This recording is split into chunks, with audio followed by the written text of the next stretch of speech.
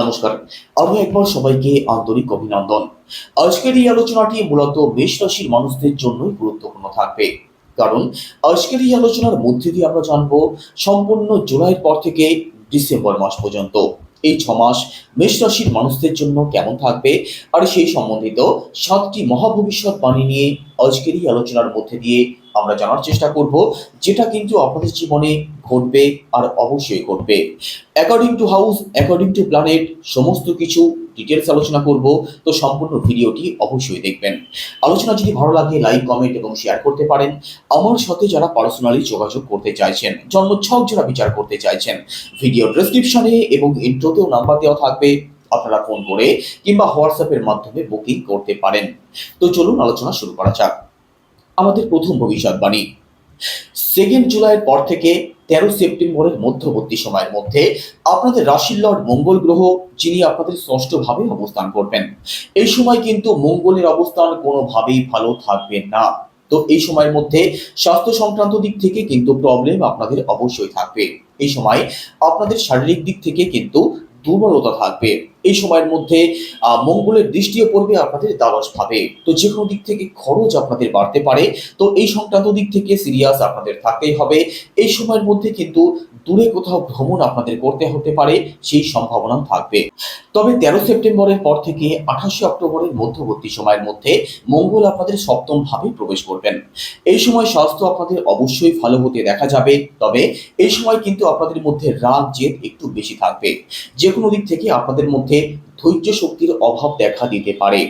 তো এই সময়ের মধ্যে আপনাদের মধ্যে রাগ জেদ যেহেতু বেশি থাকবে, এর প্রভাব আপনাদের রিলেশনে না পড়ে, আপনাদের দাম্পত্য জীবনে না পড়ে, আপনাদের সংসারের উপরে না পড়ে, সেদিক থেকে অবশ্যই সিরিয়াস থাকার চেষ্টা করবেন।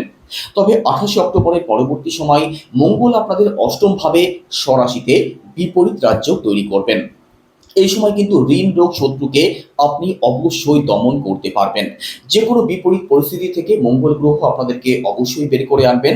আর যে কোনো বাধা বিপত্তিগুলো আপনাদের জীবন থেকে কাটতে শুরু হয়ে যাবে। এবার সেকেন্ড ভবিষ্যৎবাণী, কর্মফলদাতা শনিদেব বর্তমানে আপনাদের রাশিতে শনির 7.5 শুরু হয়ে গেছে। তবে 13 জুলাইয়ের পর থেকে শনিদেব বকরি হয়ে যাবেন। তো শনিদেব যখন আপনাদের দ্বাদশ ভাবে বকরি হয়ে যাবেন, একাদশ ভাবে শনিদেবের প্রভাব পড়তে শুরু হয়ে যাবে। তো একাদশ ভাবে সমস্ত গ্রহ শুভ ফলদায়ক হয়ে থাকে। একাদশ ভাব থেকে আমাদের সাকসেসকে বিচার করা হয়। তো শনিদেবের প্রভাব যখন আপনাদের একাদশ ভাবে পড়বে, যে কোনো দিক থেকে সাকসেস কিন্তু আপনাদের আসতে পারে। চাকরির চেষ্টা যারা করছেন, আপনাদের জন্য ভালো সময় থাকবে। আপনাদের প্রমোশন হতে পারে। যারা যারা কাজের দিক থেকে ট্রান্সফার চাইছেন, আপনাদের ট্রান্সফার হতে পারে। কর্মজীবনের দিক থেকে পরিবর্তন হতে পারে, স্থান চেঞ্জ হতে পারে, অথবা কর্মসূত্রে কিন্তু দূরে কোথাও ট্রাভেল আপনাদের করতে হতে পারে 13 জুলাইয়ের পরবর্তী সময়টাতে।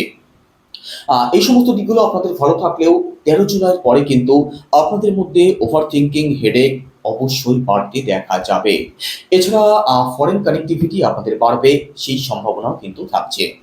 এবার তৃতীয় ভবিষ্যৎবাণী, দেখুন পড়াশোনার সাথে যারা যুক্ত আছেন, অর্থাৎ এডুকেশনের দিকটা জুলাই মাসেতে আপনাদের ভালো থাকবে।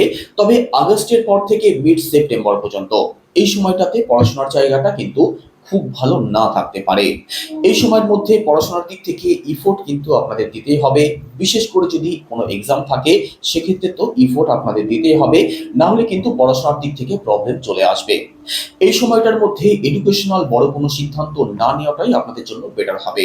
তবে মিড সেপ্টেম্বরের পরবর্তী সময় পড়াশোনা আপনাদের ভালো চলবে। মিড সেপ্টেম্বরের পরবর্তী সময়ে কোনো এক্সাম যদি থাকে, কোনো কম্পিটিশন যদি থাকে, আপনি ভালো ফল অবশ্যই করতে পারবেন। আর এটা আরো বেশি ভালো হতে দেখা যাবে 28 অক্টোবরের পরবর্তী সময়টাতে। তো 28 অক্টোবরের পরবর্তী সময় থেকে সম্পূর্ণ ডিসেম্বর মাসে পড়াশোনা আপনাদের ভালো চলবে। পড়াশোনা নিয়ে কোনো দুশ্চিন্তার কোনো কারণ থাকবে না। এবার চতুর্থ ভবিষ্যৎবাণী, যাদের প্রশ্ন রয়েছে যে আমরা সরকারি চাকরির চেষ্টা করছি, অথবা সরকারি চাকরি আগে থেকেই করছি, আমাদের জীবনে পরিবর্তন কবে আসবে, আপনাদের জন্য বলি মিড আগস্টের পর থেকে মিড অক্টোবর এই সময়টার মধ্যে সূর্যদেবের অবস্থান অত্যন্ত ভালো থাকবে। তো এই সময় যদি আপনি সরকারি চাকরির চেষ্টা করে থাকেন, আপনাদের জন্য যেমন ভালো সময় থাকবে, সরকারি চাকরি যারা আগে থেকেই করছেন, আপনাদের জন্যও কিন্তু বিশেষ ভালো সময় থাকবে। এই সময়ের মধ্যে সরকারি যে কোনো কাজ করার জন্য একটা আদর্শ সময় থাকবে।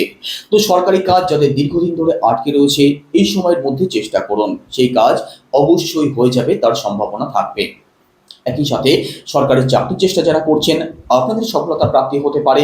সরকারি চাকরি যারা আগে থেকেই করছেন, আপনাদের এই সময় প্রমোশন হতে পারে। কিছু পরিবর্তন যদি করতে চান, এই সময়টা অত্যন্ত ভালো সময় থাকবে। একই সাথে সরকারি কোনো টেন্ডারে যারা কাজ করেন, আপনাদের জন্যেও বিশেষ ভালো সময় থাকবে।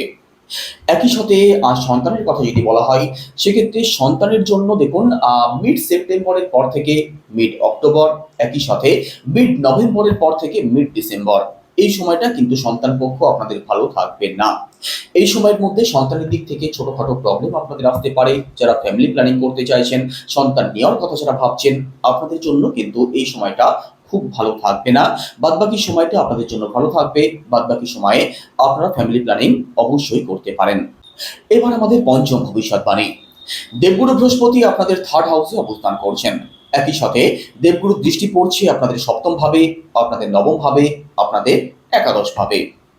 সপ্তম ভাবে যেহেতু দেবগুরুর দৃষ্টি পড়ছে, তো সেই সমস্ত মেষ রাশির মানুষেরা যাদের জন্য পাত্রপাত্রী দেখা হচ্ছে, তাদের কিন্তু এই সময়টা অত্যন্ত ভালো থাকবে। অর্থাৎ পরবর্তী 6 মাসের মধ্যে আপনাদের যোগাযোগ আসতে পারে, এমনকি সেই যোগাযোগ ফাইনাল হয়ে যেতে পারে, সেই সম্ভাবনা কিন্তু থাকবে। তো বিবাহের যোগাযোগ এই সময় অবশ্যই হতে পারে। দাম্পত্য জীবনের দিক থেকেও দেবগুরু বৃহস্পতি সাপোর্ট অবশ্যই করবেন। একই সাথে ভাগ্যের কারক দেবগুরু বৃহস্পতি, যিনি আপনাদের ভাগ্যস্থানের অধিপতি, তিনি ভাগ্যস্থানে দৃষ্টি ফেলছেন। তো ভাগ্যের দিক থেকেও সাপোর্ট আপনি অবশ্যই পাবেন। আপনারা এই সময় ঘর পরিবারে কোনো শুভ কার্য, কোনো মাঙ্গলিক অনুষ্ঠান যদি করতে চান, অত্যন্ত ভালো সময় থাকবে। একই সাথে আপনাদের পিতৃপক্ষ ভালো হতে দেখা যাবে। উচ্চশিক্ষার সাথে যারা যুক্ত আছেন, আপনাদের জন্য ভালো সময় থাকবে। লং ট্রাভেল, স্পিরিচুয়াল ট্রাভেল আপনাদের হতে পারে, তার পূর্ণ সম্ভাবনা থাকবে পরবর্তী 6 মাসের মধ্যে। এবার আমাদের ষষ্ঠ ভবিষ্যৎবাণী। রাহু অবস্থান করছেন আপনাদের একাদশ ভাবে। একাদশ ভাবে কিন্তু কোনো গ্রহই অশুভ ফলদায়ক হয় না। শাস্ত্র এটাই বলে যে রাশিচক্রের ষষ্ঠ, অষ্টম এবং একাদশ ভাবে রাহু সবসময় শুভ ফলদায়ক হয়ে থাকে। তো রাহু একাদশ ভাবে আপনাদের কোন কোন দিক থেকে সাপোর্ট দেবেন? প্রথমত, ডিফারেন্ট ওয়েতে ইনকাম কিন্তু আপনাদের বাড়তে চলেছে। অর্থাৎ ডিফারেন্ট ওয়েতে ইনকামের চেষ্টা যেমন আপনাদের মধ্যে থাকবে, সেই চেষ্টা কিন্তু আপনাদের সফলও হতে দেখা যাবে। একই সাথে হঠাৎ কিছু প্রাপ্তির যোগ আপনাদের তৈরি হতে পারে। বিশেষ করে যারা শেয়ার মার্কেটে টাকা ইনভেস্ট করেন, স্টক মার্কেট অথবা লটারি সংক্রান্ত দিক থেকে কিন্তু হঠাৎ কিছু লাভবান হওয়ার সম্ভাবনা থাকবে। হঠাৎ করে অর্থের আগমন ঘটতে পারে। হঠাৎ করে এমন কিছু আপনাদের প্রাপ্তি হতে পারে যেটা আপনি কখনো আশাই করেননি। তো আপনাদের ইনকামের জায়গাটা যেমন বাড়তে দেখা যাবে, অর্থনৈতিক যে প্রেশার আপনাদের মধ্যে এতদিন ছিল, তার থেকে কিন্তু আপনি অবশ্যই বেরিয়ে আসতে পারবেন। তবে একাদশ ভাবে রাহু কিন্তু আপনাদের মধ্যে এক্সপেকটেশন, ডিজায়ারকে বাড়াবে। আপনার থেকে যারা বড় ভাই অথবা বোন, অর্থাৎ আপনার যারা দাদা অথবা দিদি, তাদের সাথে কিন্তু সম্পর্কের দিক থেকে প্রবলেম তৈরি হতে পারে। তো এই দিক থেকে একটু সিরিয়াস থাকার চেষ্টা অবশ্যই করবেন।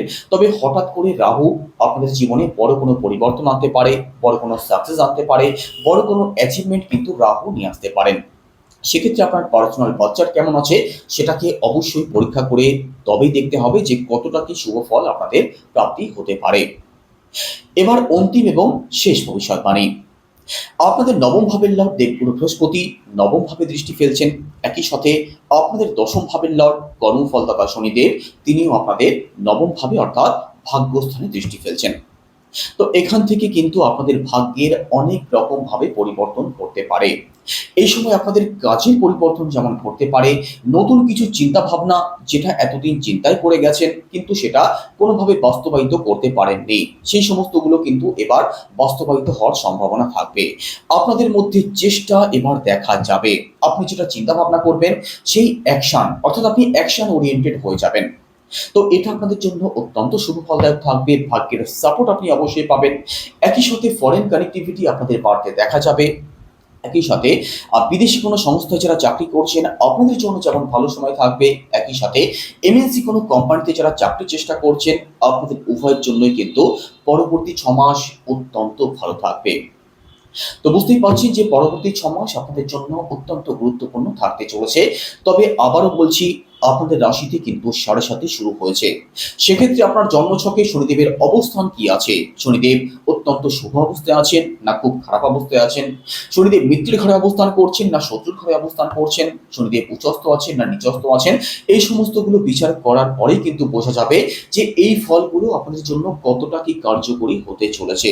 তবে এটা অবশ্যই বলতে পারি, আপনার জন্মছকে যদি শনিদেবের অবস্থান ভালো থাকে, সেক্ষেত্রে পজিটিভ রেজাল্ট আপনাদের অবশ্যই প্রাপ্তি হবে।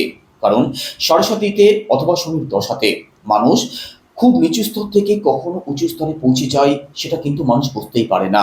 আবার কখন রাজা থেকে পথের ভিখারি হয়ে যায়, সেটাও কিন্তু বোঝা যায় না। তো সমস্ত কিছু শনিদেবের অবস্থানের উপরে নির্ভর করবে। কারণ শনিদেব কর্মফলদাতা, কর্ম অনুযায়ী কিন্তু আপনাদের ফল প্রাপ্তি হবে। তবে যাদের জন্মছকে শনিদেবের অবস্থান ভালো আছে, তাদের পজিটিভ রেজাল্ট গুলো অবশ্যই প্রাপ্তি হবে। তো কেমন লাগলো আলোচনা? আলোচনা কেমন লাগলো অবশ্যই কমেন্টে জানাবেন। সবাই ভালো থাকুন, সুস্থ থাকুন। নমস্কার।